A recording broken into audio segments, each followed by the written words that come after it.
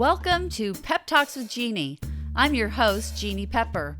I started doing Pep Talks as a way to inspire you to do intentional acts of kindness and to further the goals of Blaze It Forward. Since Pep Talks began, it has evolved, and now I use it to interview people actively making a difference in this world through their volunteerism, community service, or careers. My guests are all here because they have dedicated their lives to making this world a better place. Join us as we delve into the hopes, dreams, and aspirations of these truly inspiring and hardworking people. This season, we will be focusing on the quiet superheroes, the thoughtful, kind, and forward-thinking community-minded individuals that teach us about resiliency, abundance, and how we can turn trauma, tragedy, and life challenges into meaningful, intentional action to repair our world.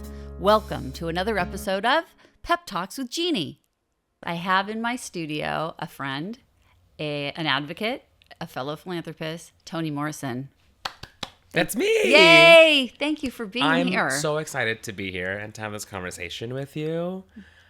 Let's get into it. Let's do this. Let's do this. Okay, Yeah. so Tony Morrison, you may not know, but Tony Morrison is more than just one of the greatest PR professionals in the United States. He's actually an HIV advocate and activist who, with his bravery and with his voice, he's used his platform as the former producer for the Good Morning America show to shine a light on HIV and people that are living with it now. And we're going to dispel some of the popular misconceptions about this disease because things have changed a lot since I was a teenager. I know that's long before Tony was born. This disease has been around. Last week.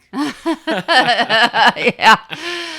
But yeah, this disease, when I was growing up, I was a teenager in the 80s, and this is when it kind of started to become something that we became aware of. And it was frightening. Yeah. Really a scary thing. And sadly, and it really hurts my heart to say this, but I believe because it basically only affected, in the beginning, it was really only affecting people in the gay community, gay men, and people that were getting transfusions sometimes would get caught up in it. But because it had never been seen before, it was a very unknown, and it came on like so suddenly, and there was just no context for what was going on. It kind of became associated with as a gay disease. And I don't know if because of that it took a lot longer to get a cure. I don't know. But it's very possible that if it had been, COVID, we had a cure within a year. So HIV, look at how many years it's taken. We finally have now, we have therapies in place now that basically make the disease untraceable and untransmittable. Yeah. So, and Tony's going to talk about that with us. It's really important. It's important to us as a society to understand this, and it's very important to the LGBTQ community as well. It's important because no one should be stigmatized for who they love or how they love. And nobody should be stigmatized for how they were born or if they contracted a disease that they don't know anything about and that they didn't do anything wrong, that they deserve to contract a disease. Nobody deserves to contract a disease. That's ridiculous thought. So, and now it doesn't matter because basically the disease is a non-issue now. So we can just all go about our lives and worry about the next big problem because that isn't the problem anymore. But the problem is funding for people that are living with it. And there are people that are living with it that don't have access to good health care. Yeah. And that's why it's very important that we continue to fund places like in Orange County, Radiant Healthcare, which is, of course, offering those services to our community here in Orange County. And they offer those services to everyone in the community, healthcare for everyone, but people in the community of transgender, obviously they have their own issues, and then people that are living with HIV who are not necessarily gay. They could be anybody. So, okay, that was a manifesto, but I just had to get that out there. But listen, what an introduction, and thank you for the introduction of me into that as well.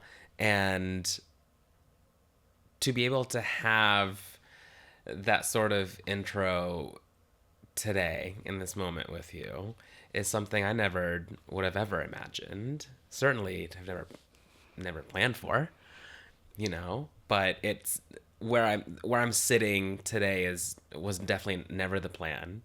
And it's what's happened in my life as a result of sharing my story has changed my life. Yeah. For sure. We're going to talk about that. So you decided, where were you working when you made the decision that you were going to come out as an advocate for people with living successfully, happily with HIV? And you are one of those people, and you decided to let people know that publicly. So tell us, where were you, and how did using that platform, how did that change things? Yeah, I was a producer at Good Morning America.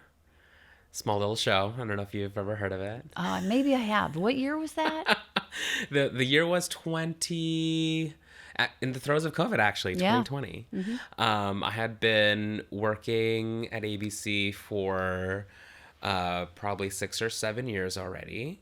And I was part of the new blood, you can say, producing blood there at ABC across the network, who is trying to tell stories with better quality representation, helping encourage our reporters and anchors to weave in their own personal experiences into their storytelling.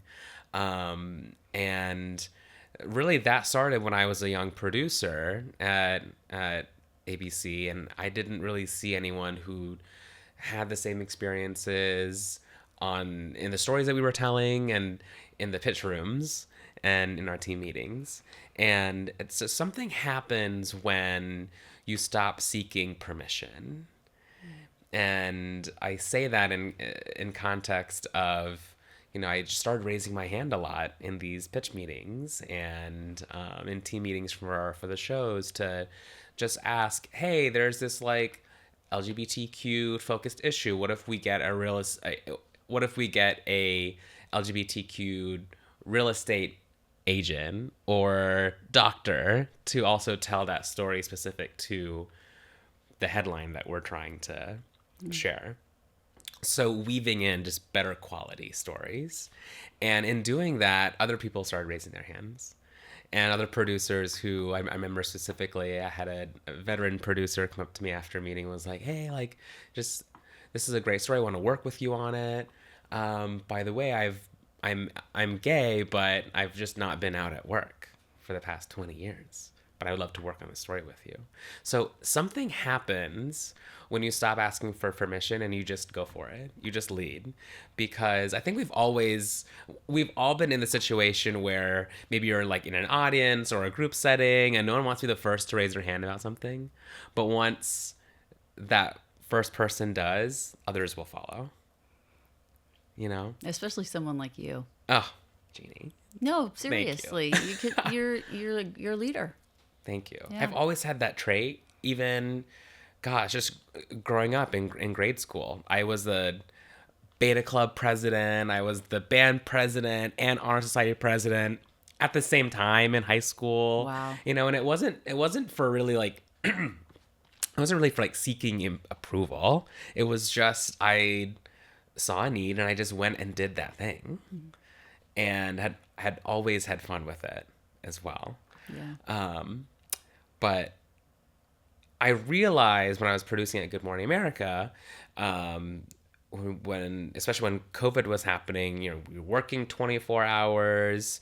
It's nonstop. I guess that was the weirdly fortunate part for me about COVID, is I feel like for me as a reporter working in news full time, looking back now, COVID rolled through really quick because we just worked nonstop, and it was effectively a great distraction, even though we were the ones disseminating all this information and making sure the public needed to know what they needed to know. But I got a chance during that time in lockdown to really look at myself in the mirror very closly. And I realized, here I am advocating for other people's stories and not fully truthful about mine. I had been diagnosed with HIV 8 years before. My diagnosis came in 2013. I had just moved to New York City not even 6 months prior.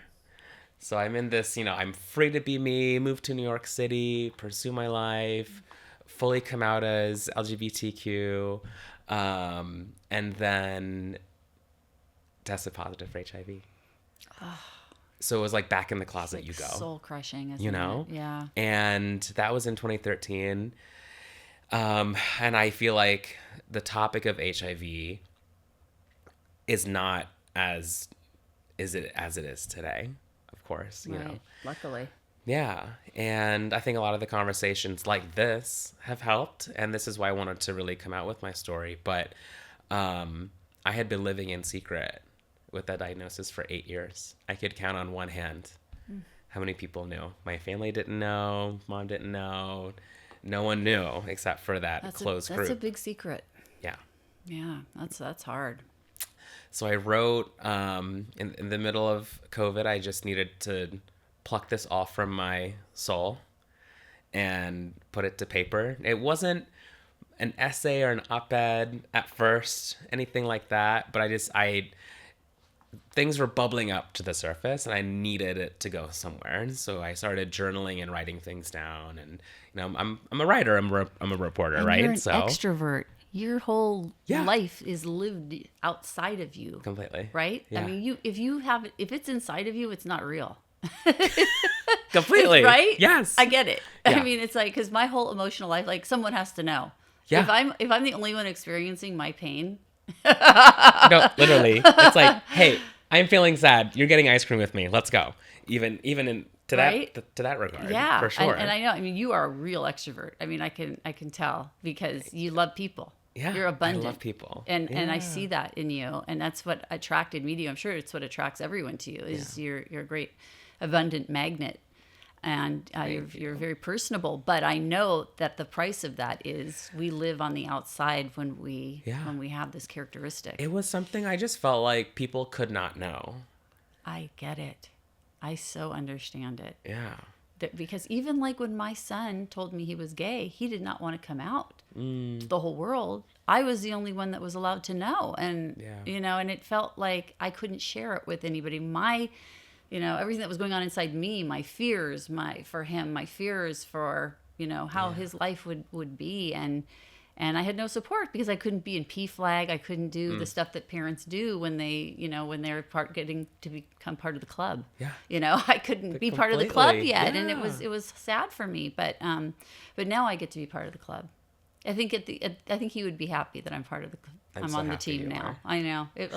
I'm glad I'm part of the team because it's the best team to be on. You always win on this team. I've always said I've taken the role of chief gay. Aww. And you're chief mom. I'll be the chief mom I'll be the team mom. I love it. I love it. You heard it here first, y'all. I wish. What an honor that would be. The crown is on order. Right? Okay. Oh, right. I love it. But yeah. Okay. So you lived with this huge secret. Yeah. And I think a lot of it, sure, there was the shame aspect, right? Of how could this happen to me, or this is something I deserved, it was. Oh, that hurts my heart to hear that. It was that nexus of pain and shame and suffering. But also on the sharing piece, I was always like, well, I would love to share this with you, but like, what are you going to do about it? Yeah, like how are you going to how am I going to benefit by telling people about it? Right. It's on me to fix it. But also like I was in a shame spiral for years and years. And so here I am being chief gay at a major news network. No pressure. Totally. But talk about pressure. Like here I am. I'm the one putting the pressure on network executives to tell better stories, to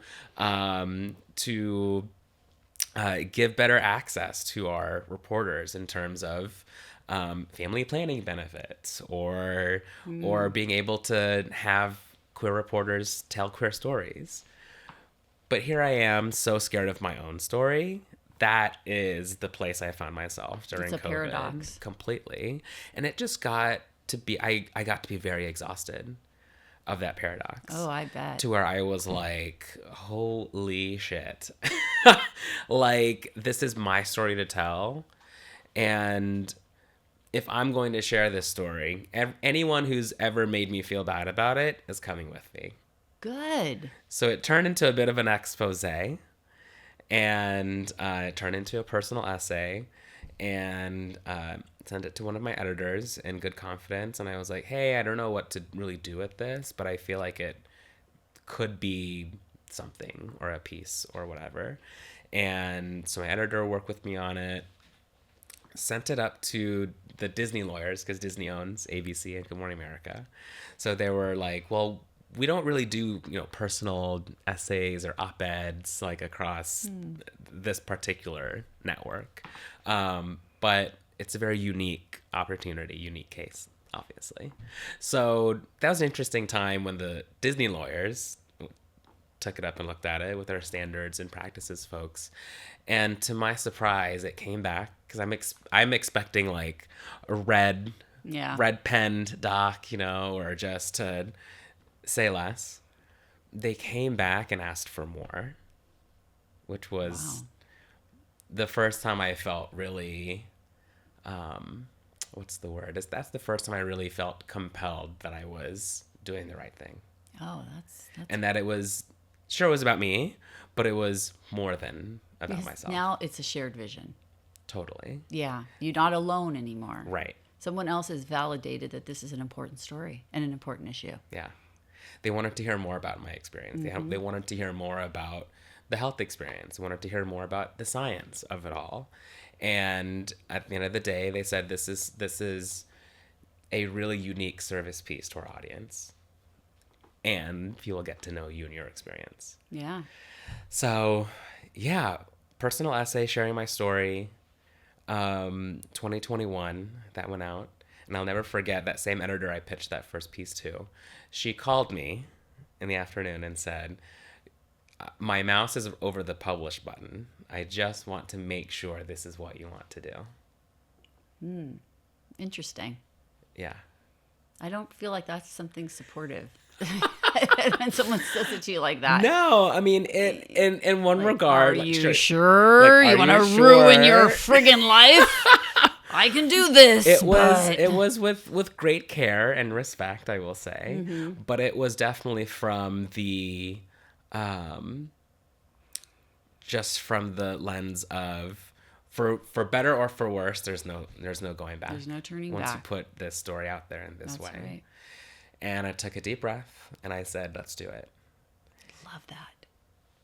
And it was like what I imagined seeing in color for the first time would be. Wow, there's a lot to unwrap here. There's a lot here. You basically decided that you were not going to live your life with fear controlling what you did anymore. Yeah. Because fear is not an abundant place to be. And you are an abundant human. I see that. I know that about you. So living with fear would be soul crushing for an abundant human. So you basically said, that's enough. I can't live with fear. Yeah. I have to be able to be my authentic self. Yeah. And it's really incredible when you think about it, that you saying that you weren't going to be afraid anymore. You gave that power to so many other people. Yeah. Because now, by destigmatizing it and by letting people know that they've had misconceptions about this virus, that you've opened up the world for so many people that don't have a platform and don't have anybody to validate their experience or invalidate it. Yeah, no, completely. So, I mean, and thank you for that. Yeah. I received that. I'm still going through the growth of receiving from other people. Yeah. Yeah. But yeah, I just got to a place too of just like, why am I so afraid of the one life I have to live? God, that's a great soundbite. That must be what you do for a living. I couldn't have planned that any better. Oh my gosh. But like, yes, but, that was a few years ago now, but like, yes, of the beautiful life I've lived and worked so hard for, and to go to business school and fail finance twice and literally can't count, and move to New York City and fall into TV by accident, and to be at a place like Good Morning America, to be given the opportunity to tell my story. You were supposed to. You had to do this. I'm going to live in fear knowing the life I've lived and built this this far already. Yeah. That's crazy. I mean, it's one thing if it was like you were Matt Lauer and it was a Me Too issue, but you have done nothing wrong. I mean, literally. Yeah. Right? And I will tell you, like, my HIV status is the most simplistic thing in my life. It's the easiest thing. Of course. I have trouble getting a text back. I have more trouble getting a text back than I have dealing with my HIV status. Yeah. Yeah, because that's basically the state of the therapies that are available now to treat it. Yeah, I take my 1 pill a day. I'm good. Yeah, just don't get stuck on a desert island. Literally. That's Sometimes out now. I wish. Yeah, that's about the. You'd be fine. In today's world, sometimes I wish, honestly. But yeah, I mean, it's to live that life. It was really unfair of me to hide behind myself. Yeah. And I'm glad that you stopped doing that because you've opened the door for so many things. And we need that now more than ever. Thank you. Because we're losing funding. Yeah. For HIV, for people that and people will still contract it regardless of how much we educate people. It's just, as far as we've come. Yeah. It's still a thing. I was just on the Hill last week, lobbying with Javier Munoz. Yay! Who is a fellow Radiant Health honoree. Yes. And I am helping lead the Save HIV funding campaign and coalition, who's trying to draw attention to what's happening in Washington from a federal level. And there's a House bill this week that's getting marked up that would erase $2 billion of federal funding. I'm going to be sick. Specific to HIV care and programs, including the entirety of HIV prevention at the CDC. It doesn't make me happy to hear that. Yeah. Wow. Yeah. And it's definitely a House versus Senate thing. It's definitely something that's being politicized. Some of the lawmakers we talked to have said, like, oh, it's just a numbers thing. Mm-hmm. And my response was, I'm not a number. I'm a constituent if you want to get, my SAT words involved here. But it's like, we're people, not numbers. Mm-hmm. And they want to invest money in determining that Tylenol causes autism. That's a lot more important, I guess. Yeah, I mean, the idea that our lawmakers would be okay with completely erasing our gains and progress since the 1980s. It's very unfair. Is wild to me. It is, and it's going to take abundance out of our society and create fear. And we, as a responsible society, we have to do what we can to reduce entropy, to reduce fear, and to make people more able to share in human experience together, and to be close to each other, and to be willing to share these stories. Because if we lose this funding, it's possible that there will be more people that contract this disease, and there will be more fear associated with it. So all of these things. Yeah. I mean, as I explained it too, and this is an experience that I wanted to share just because it's so tangible, I feel. But I was sharing with one of the lawmakers I met with last week that when I was first diagnosed, it was through a series of 3 community clinics, federally funded, by the way, before I even made it into a hospital system, like a Mount Sinai or a university, wherever, in your respective cities, whatever that looks like. But so there was that trajectory. And then on the medication aspect, I was able to get on medication through federally funded programs like ADAP for the first few months until I became undetectable. And then I started the process to initiate medication and approvals through my insurance company. Okay. To know that 3 to 4 month window would go away is terrifying. I mean, how many people will just not seek help if they either don't have insurance or they do, but they're afraid to let their insurer know that they have it? And to what you were saying, the number of people that would become infected and not Yes. even know, or just not have any care. Like, to know that window of Irresponsible. yeah, It's completely irresponsible. so that's what we're up against in terms of the HIV funding. Great. So, it's either one thing or the other. If you're not going to offer some form of therapy for people that now contract it, Yeah. then I guess you're going to have to educate people on how to not get it. Right. Are you going to do that? So you do something. You're not just going to Truly. leave an entire population of people at risk. Yeah. Yeah. Wow. Well, that's why we're here. That's why we're talking about it, because we need to have these conversations. And it impacts everybody. It does. It does. Because you know what? My son is no longer alive, but if he was here, I'd have to worry about this now. Yeah. I'd have one more thing I have to worry about for my son. Yeah. Not just that he could be murdered by a hateful human, but that he could contract a disease and not know that he has it, maybe until it's too late. Yeah. Because, if you treat HIV quickly enough, it never becomes AIDS. Ever. You'll never get sick from it, and it's just a non-issue. Yeah. A non-issue. So we're taking something that can end a young person's life, and now that could become a non-issue, and we're just going to let it happen now. So think about that, people. I know most people that listen to this podcast are already on board. So we're preaching to the choir. But, the hope is that this will go beyond just the choir, because, these sound bites, they go into shorts, and those shorts go out into the universe, and it makes people scratch their head because they're going to hear. Or, my hope is that for folks listening, that you can become more equipped to have these tough conversations with the people that we need to. Yeah, absolutely. And we need to be talking about this. This isn't the 1800s anymore. We don't put people in a stockade because sometimes I wonder. Right? It is. It does make you wonder sometimes. Yeah. Like, where are we? Like, is this real? Is this really reality? Like, is this for real? Truly. Every day is a new battle, for sure. And then some. I know. I mean, it's like we're so advanced, and yet we're so not advanced. Yeah. In so many ways. It's like we take 3 steps forward and 2.5 steps back. Yeah. And then we take another step forward and then 2 steps back. It's like it never really seems to move the needle. Yeah.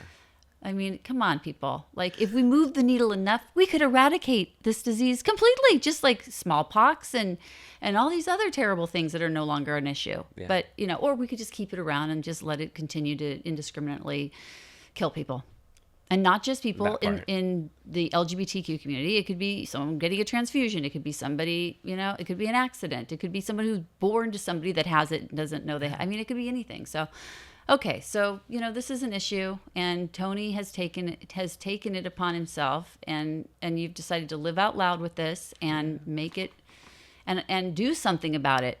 Because like you said, like, why work so hard to be in a position where you can actually affect reality if you're not going to do something with it? Yeah. I mean, you have the ability. You're in PR, you know people, they know people. Completely. You know me. I mean, this is all you really need. Very. We make a great team, though. Right? I gotta say. I gotta say. There's something to it. There's chemistry here. I don't know. But yeah, so why do this? What makes you tick, Tony? Why put yourself out there? I think at the core of it, I've always had an attraction to storytelling. And I realized early on that there could be real impact with the stories you tell. Yeah. And I found that early on in college, when I took up photography, and was really hit by how a single image can bring you to tears or call you to action. Just a photo. That was really my first sort of foray into quote unquote storytelling. Oh, you worked at Disney as a freelance photographer and I in worked, college. Yes. Well, I first worked at Disney World as a street photographer when I was 17. Wow. In high school, I grew up in Orlando and then went to college in Tampa. Kept it very local. But yeah, I was a photographer at Disney, and then ended up getting just the photography bug, and then used some of my scholarship money to buy a real camera. And ended up shooting for the campus paper, and then doing stuff for the dean's office, and shooting friends' weddings, in college, then ending up going back to Disney and doing Disney weddings. And then I was shooting Fashion Week in New York City.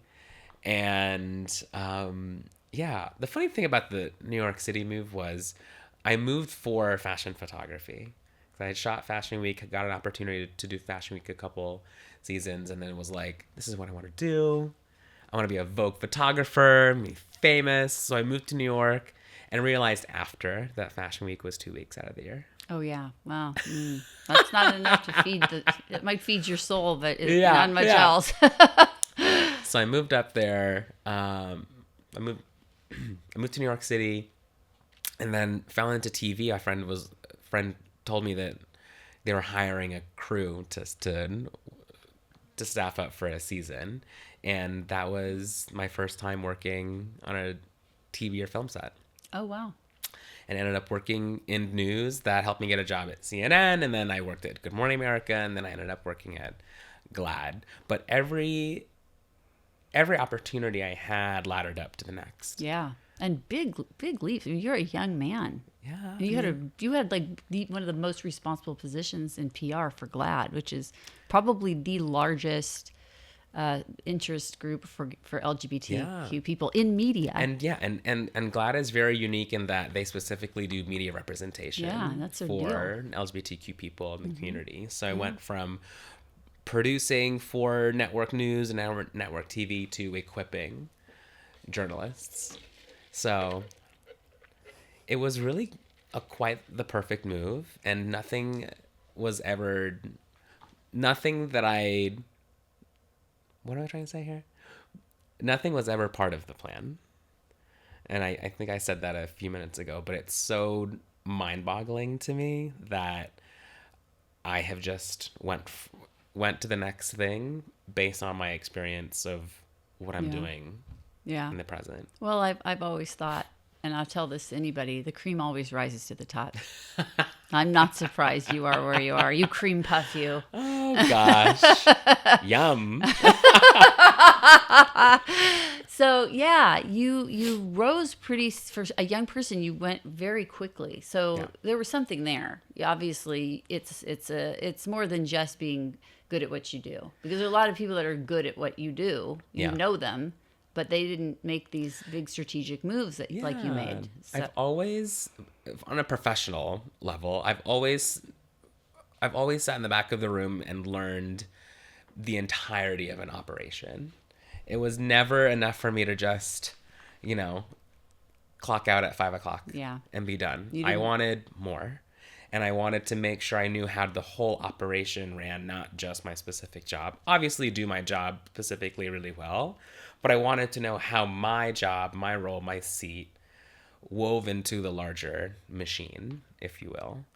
And just by that mindset, understanding the full machine lends you to have other opportunities beyond that seat that you're in. So that has always been my trajectory and experience. But I'm also very empathetic. I feel like I can just feel energy. And, when I'm telling a story or encouraging someone to pursue a story or to pitch a story with some hardball to network executives, and to really find a way to make it happen in a way that makes everybody happy, is a real task. Yeah, it really is. Because there's a lot of people that, especially that work in television now, that they just want to see the bottom line. Completely. And if there's no bottom line in a story about LGBTQ people, then it doesn't get printed. If there's no money to be made from it.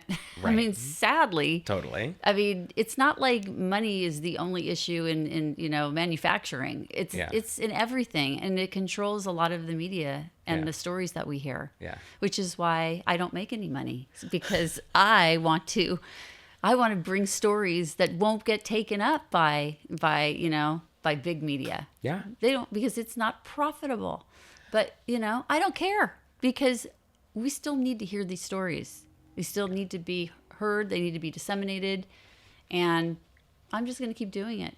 Try and stop me, Disney.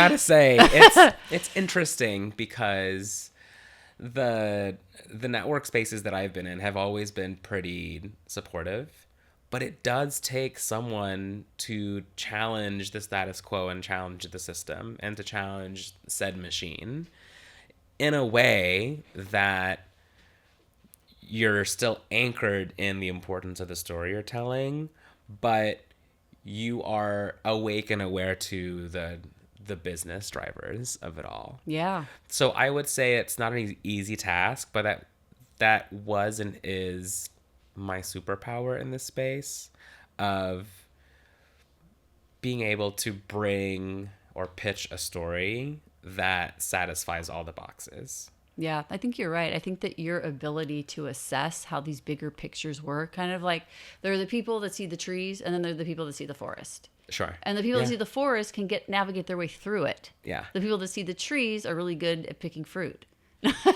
Totally. Right? I mean, listen, at the same time, it shouldn't be so hard to get real authentic stories and real important issues told. You're right. But there are avenues, like if you look at like CBS Sunday Morning, they tell these stories. They tell stories about, like a little boy that gives compliments to people.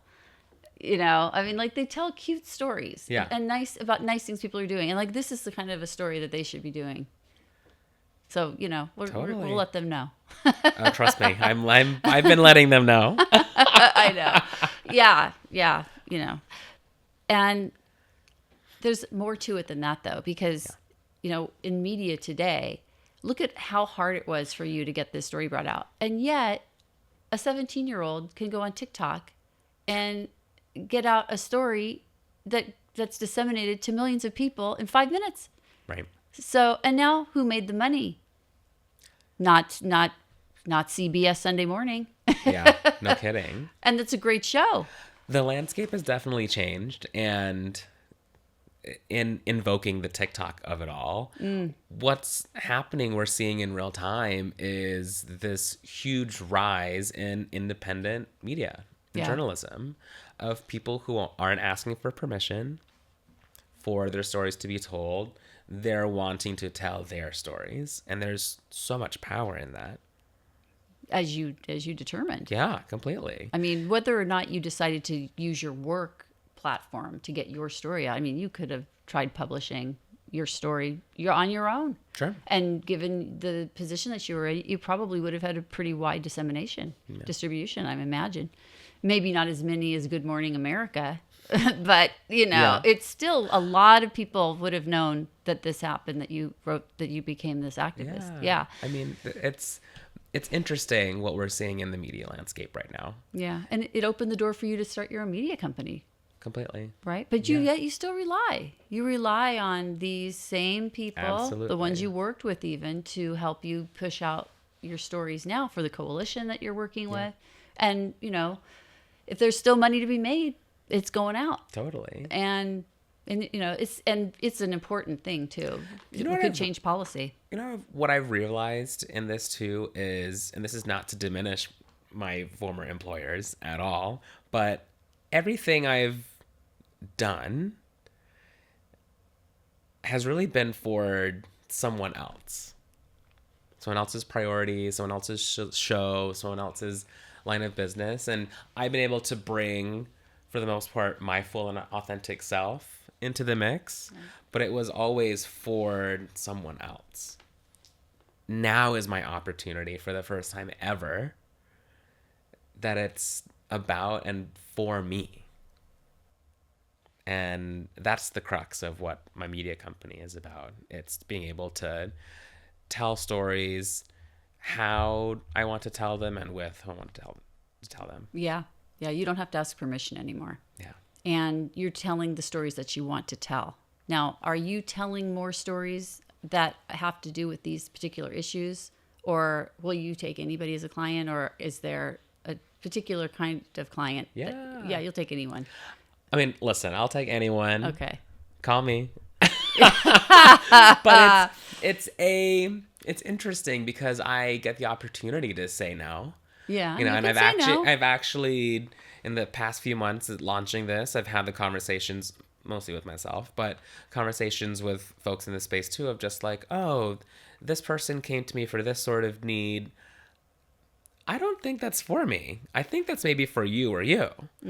And to be able to have that open and even conversation super serves that client, actually, because I don't want just the dollar. Yeah. I want you to have the best outcome and impact for your persona, brand, or product. Right. And I'm not going to take advantage of a need just because I need the business.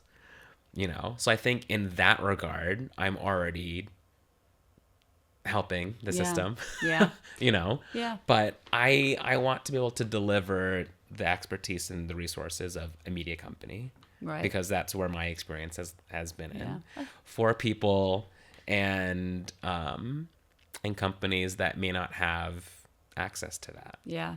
And just really helping underreported and underserved stories make noise. Yeah. In the ways that they deserve. It could be your niche. I'm having a blast so far. You know what? That's good. You have to love your work. Yeah. If you love your work, it's not even work. It's something else. Listen, I'm already burnt out 2 months in, but listen. That's part of the fun, right? Right. Hey, it's you're not accomplishing anything until you can say that you're burning out from doing it. I know. You should burn yourself out. I mean, what's the point? You're not going to give it everything you've got. I mean, have you ever heard of a candle saying, "Nope, I'm ready to stop now"? Yeah. You know? Literally. Right? I mean, what's the point? The candle has to burn itself out. That's its point of existence. Love that. So that's the point of our existence. Yeah. You just get it done. Someone's got to do the work. Use it up. I'm learning my capacities and what isn't sustainable, and I think that's a beautiful thing. Yeah. You know, and I want my business to be as dynamic as the media landscape is, and as dynamic as I am, to be honest. Okay, let's switch cars now. Let's go in the car when you were growing up. Yeah. I don't know, religious family, secular family? I think it might surprise you to learn that I grew up in an evangelical household. I am a little surprised to hear that. Yeah. But you grew up in the South, so that's not South. hard to believe. Let's see here. So I actually was born in the Philippines. I knew it. That's so funny. I'm actually Filipino. I thought you might be because I think Elizabeth Espinoza was asking me because she's Hispanic. And I said, I think he's Filipino, but I have no idea. I really can't tell. I always love asking folks, like, what are the characteristics that tip you off? But, oh, yeah. You want to know what they are for me? There's something about the way that you look, to be honest with you. And I know that's a stereotype. I don't think you can really tell by looking at people, which is why I can't say for 100% that you are. But I thought that you and your stature also. You're not like, okay. Yeah. Like you don't look Thai to me. Okay. Yeah. But I thought, I didn't think you looked Hispanic, but there was something about you that a little bit. I have a very exotic mix. I'm half Filipino and half South Asian. Oh, interesting. Yeah. So my birth father is from India. He passed away when I was very young. Oh, that makes perfect sense. Yeah, so 1 or 2 years old. And then my mom remarried and moved to the States. So you're actually, biologically, you're half Indian. Yeah. Okay. Yeah. That makes a lot of sense. Yeah. Because it was really hard for me. And I think I actually considered that for a second. Did you? Yeah. I considered like every possibility. Like, so funny. I know. Like I've really put my brain around it. I'm like, I mean, I know I'm an interesting bird because I feel like I'm very Caucasian leading. Well, like if you didn't know But what you looked like, then just listen to you might think that, yeah, right? No, totally. Yeah. I grew up in the States and in Florida. And then my stepdad and my mom separated when I was in middle school. Okay. And then they got remarried. So Christmas was great for a few years. And now everybody is just everywhere. But I grew up in an evangelical household from my stepdad's side. And I was never really privy to like anti-LGBTQ. You never heard that nonsense. No. I mean, that's good. There was definitely, it was never named out loud. We'll leave it there. And I always grew up thinking that liking boys was a phase. I thought it was something that... I've heard parents actually say that about their kids, Yeah. and it makes me want to screim. I've heard my own friends say this about their children who have basically come out, and they've said, I think it's just a phase. Listen, And I was sold the American dream of you go to college, meet a girl, you buy a house, you get your house with your white picket I fence and know. your dog, you start a family. We're told to tell kids that. It's like we get like an instructions. And I wanted that. You Well, know, who doesn't want to please their I wanted parents that, and their of church and their course. friends and their everybody, you know? Yeah. Who doesn't want to do that? But what if you can't? Yeah. I realized at the end of high school and early in college that this was not something that was going away. Okay, so you gave up on this is no phase. Yeah, completely. Yeah. And then it's time to tell mom. Yeah. So, wow, where to begin with this one? This was, wow, I forget which came first. This is very chicken and the egg for me. But I'm trying to think now. I bet Blaze would say the same thing because things were happening that tipped us off. Yeah. But at the same time, he was not willing to talk about it at all. Yeah. So we knew, but we couldn't talk about it. And Right. he knew we knew, and he didn't want to talk about it. So who knew first? I don't know. Yeah. You know, whether he figured it out first, I don't know. I just never had these conversations with my mom or just anyone else. Moms always know. I knew. That's why I was so scared. I was producing a piece about one of our anchors for Pride, and he wrote this whole section about how his mom was the pillar of him being able to be an out, proud gay man. And Thank God for moms. Gave all the glory to mom. And I'm sitting there working on this piece, and I'm just like, well, this sucks. I want to be able to say that about my mom. So I was like so aggravated, and I'm just like, what the hell? But she didn't know, did she? She didn't know. Yeah. So I just texted her Wow. and was like, Mom, you know that I'm a gay, right? And then I just tossed the phone and I got on the Peloton. Oh, wow. Just had a panic. Oh, wow. And so I came back to the phone. She's like, yeah, we all know what's going on.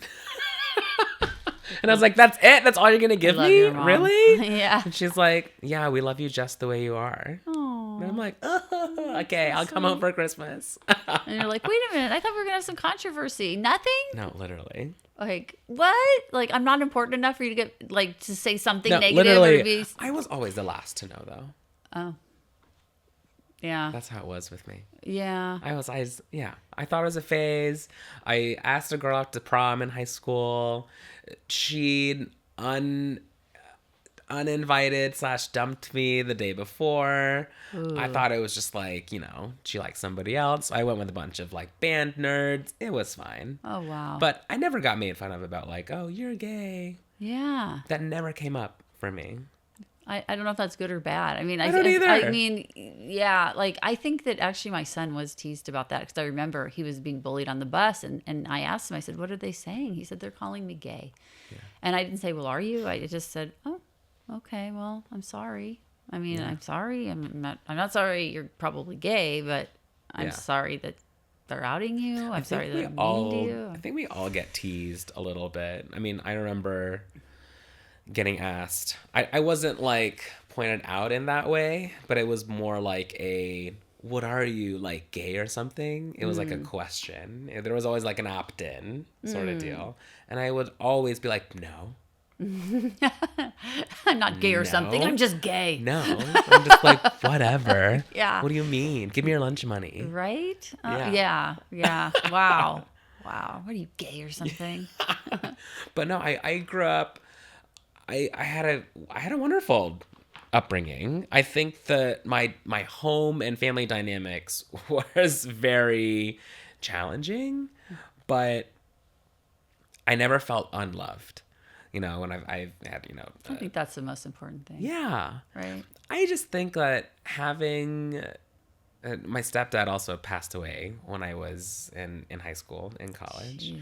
So growing up, I grew up really fast. I was very high achieving, just very involved, very beloved in the community, just very involved with everybody. And we didn't have much growing up, but I was happy. It's just the dynamic of, I guess, trauma that I thought was normal for me, that I thought was normal for everybody, you know. But to look back now and say like, oh, like, to come from a divorced family, I've buried two dads, you know, effectively my grandma on my stepdad's side like raised me, like, totally not normal. Wow. You know? Yeah. So like the family dynamic was very challenging, but to know that I was just fine and happy despite, I think that says a lot about my resilience in adulthood. I do too. I think it says a lot about who you are. Again, living as an abundant person, and not living with fear, not worrying about, you know, anything, just living happy with what you had. Optimism, hope, That's all happiness. Yeah.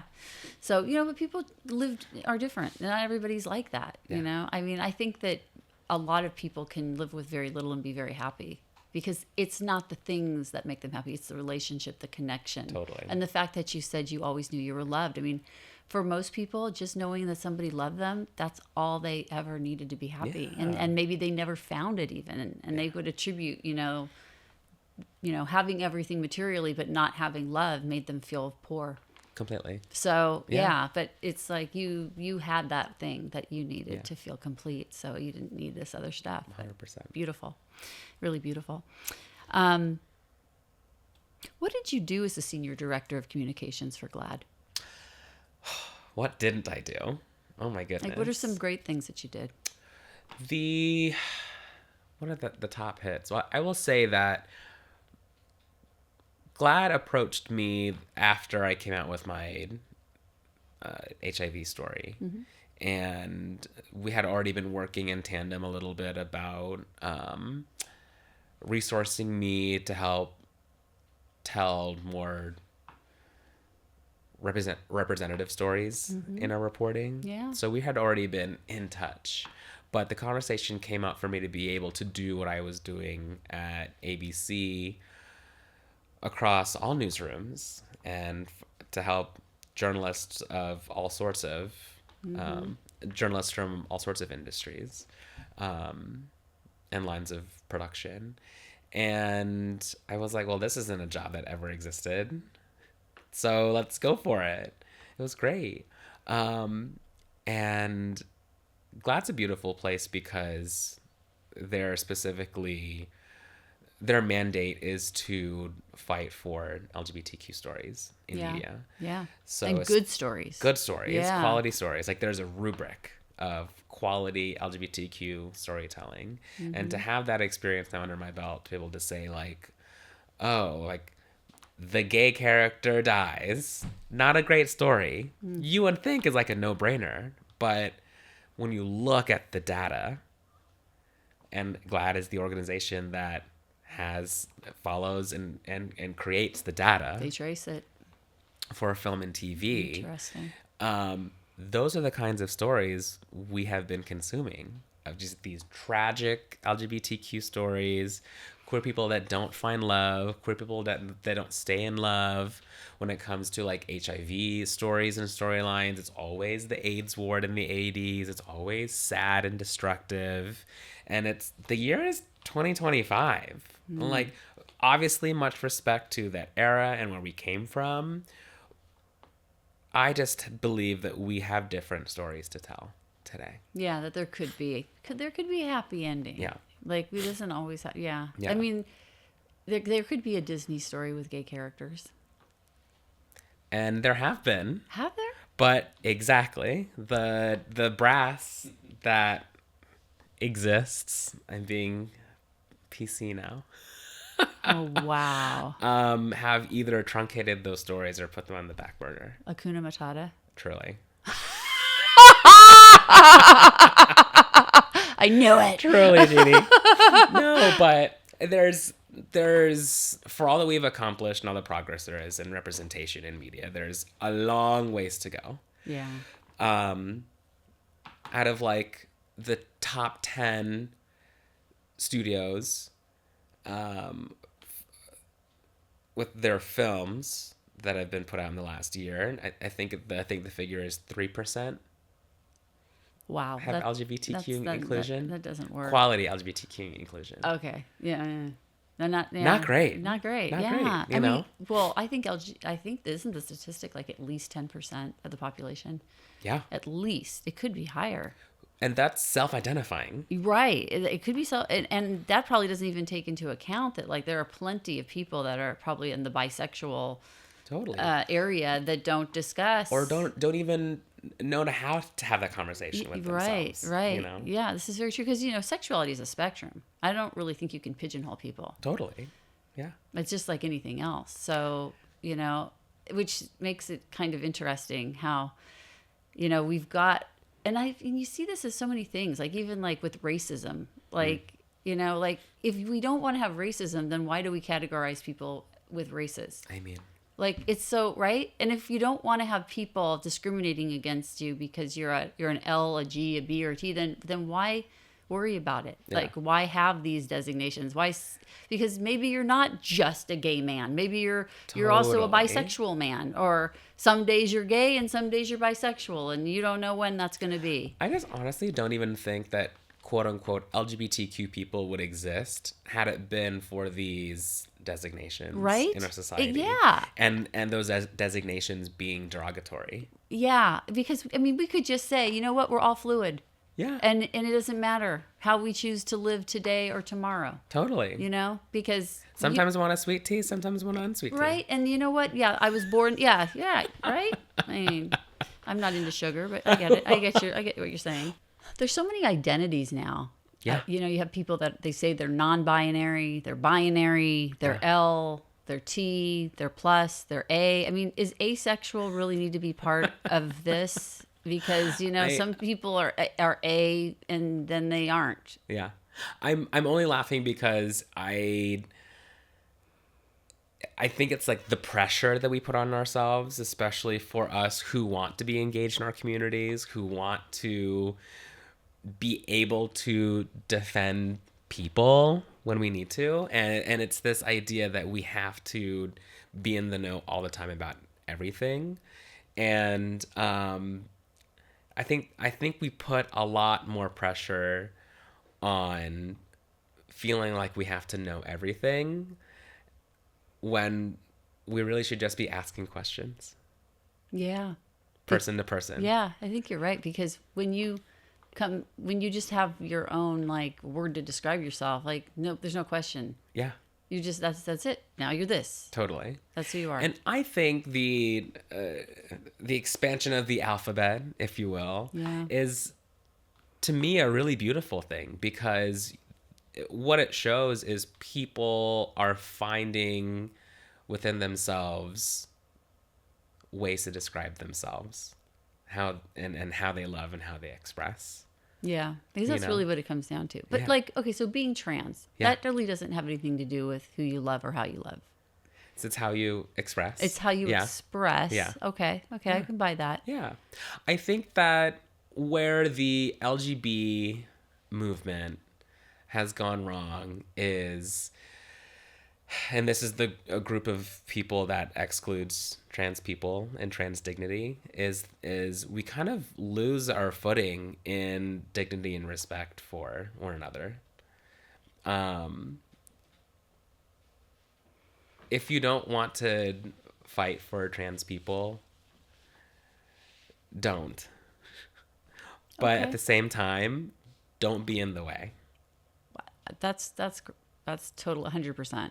Yeah. Yeah. If something is not your fight to fight, don't fight it. Yeah. You have your own demons and issues and whatever. Just don't get in the way. Yeah. Because there are trans people, they're here. Yeah. They're not going anywhere.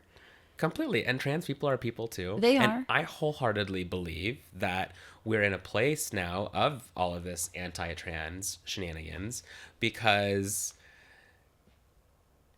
the gay movement forgot these people. And we never brought trans people with us Interesting. all this time. Even in like the AIDS crisis, just affluent white gays, if you will, fought for medication and they got them, but left the rest of the community behind. Wow, interesting. They got what they needed, Yeah. but the rest of the community was still here fighting for their basic rights too. For basic rights, yeah. If we can't do this together, we're never going to win this battle for human dignity. Yeah, I agree. I mean, and it's controversial. I mean, I don't think that being gay or lesbian or bisexual is controversial. No, I don't not see at any all. controversy there. It's Yeah. just you were born that way. Okay, Yeah. so over. We don't need to Completely. debate it. We don't need to philosophize about it. It's just is. It just is. It's like I'm born with two eyes. We don't need to. It's Totally. fundamental. Yeah. Okay, but when you're trans, now you're bringing up a lot of other issues, because people did not change their gender surgically or medically. I don't think before in the 1970s was probably the first time that they started doing it that way. And when you start doing it medically, then you're really loading the potato. that is a loaded I potato hear of you. problems Yeah, and issues. I think the challenge in understanding trans perspectives is we really need a trans person here, Yeah, we do. to talk Let's get a through trans with us, person in here. If you're trans and you want to be on my show, we want you. And Come I know on. plenty of trans people. Actually, I'm Yeah. going to have one on tomorrow. Amazing. Yeah, 1:00 tomorrow. I have Josh Vecchione coming on our amazing. show, and he was one of the first trans men in Orange County. I love that. Yeah, came out in the 1990s in a custody Bless battle. this guy. Oh Yes, my goodness. he's an amazing man. I bet he's got some stories. It's beyond amazing what the things that he has accomplished and Yeah. continues. He's a huge philanthropist and never sleeps. I don't think Josh ever sleeps, but Sleep, what is that? yeah, I don't know her. this guy. I mean, he is he's got his hand in everything LGBTQ in Orange Yeah. County and everything that's not. He's Yeah. just a community-based person. He doesn't discriminate. I love that. Yeah, he's an amazing human. He'll be here tomorrow. I was just thinking though, it's for trans people, like there's different layers and what's the word I'm looking for here? There's obviously different experience. There's different trans experiences. Yeah. But in terms of transitioning, it's not always surgical. And I think a lot Right. of us skip right to the surgical Yeah. and medical transition That's a great of it all. point. Not everybody that's Yeah. trans opts for a permanent solution. Totally. And there's definitely a process for trans people who want to do that. But at the core of the trans experience, it's just expressing on the outside who you are to your core. Yeah. And if we can't respect someone for how they're trying to express their gender and their core being, that's just so unfair to me. It is unfair. It's really unfair. And we're really fortunate now that people don't have to live in the wrong body. Yeah. They don't have to anymore. And Josh is a great example of that because, I mean, he'll tell you that his mother took some prenatal drugs that caused him and his brother to have these issues. His brother's gay and he was trans and believes that he was just didn't form correctly into the man he was supposed to be in utero. So he was able to fix that. He's very fortunate. How many people were never able to fix these problems and had to live their lives, so we're very fortunate that way. And it would be nice if we could have a group mindset. I know. And I've never thought it fair to have any sort of point of view or weight into someone else's medical care. So true.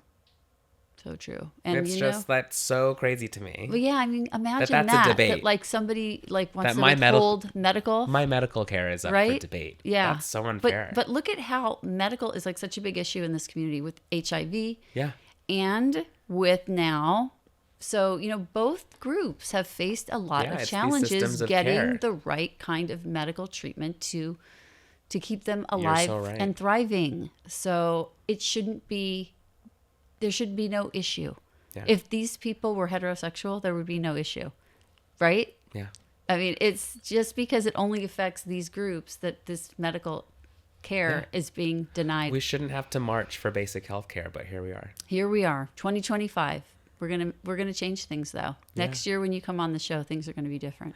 I'm living for a 1-year update. We'll make it happen. I will say we skipped the question a little bit because we got sidetracked because we're like this about a GLAAD story. But one of my favorite, it's a little dark, but one of my favorite things I did at GLAAD was on the news side helping journalists tell queer stories well. Especially in like a breaking news format. So when the Colorado Springs shooting happened, my team dropped in and helped that community with absorbing the press influx that was coming in. Okay. And we were managing, at GLAAD, how and who was telling those stories and making sure that people were not misgendered, victims and families, and just that was such an incredible experience to be there doing that work on the ground.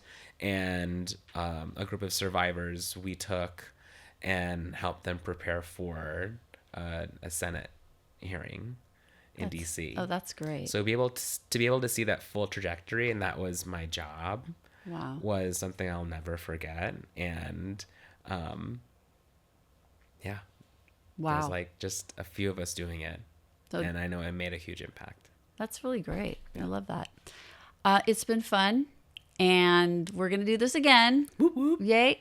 And we're excited to see what you do with your new media company this year. Give us a plug for your media company, and then we're going to let you take off. Thank you. Yeah. You can follow me at the Tony Morrison everywhere, and the Morrison Media Group at Morrison Media Group. Fabulous. Thank you so much for being with us here on Pep Talks. Thank you. Love you, love you. Love you. Blaze It Forward is a campaign my family started in 2018 after our son Blaze was murdered. Blaze It Forward provides the inspiration to thousands of people to repair the world with intentional acts of kindness. If you would like to learn more about Blaze and how you can make a difference, check out www.blazebernstein.org or join our Facebook group at #BlazeItForward. You can also check out my website for this podcast at www.PeppTalksWithJeanne.com. There you can follow along with my podcasting adventures and learn more about my fascinating guests and their passion projects. I would like to thank all of the volunteers who help make my philanthropic endeavors a reality. Today that includes my producer, Eli Moskowitz, all of the volunteer crew members who join us, and a special thank you to my son, Jay Bernstein, for the original theme song you hear at the beginning and ending of each show. This has been another episode of Pep Talks with Jeanne. Until next time, keep on making this world a better place.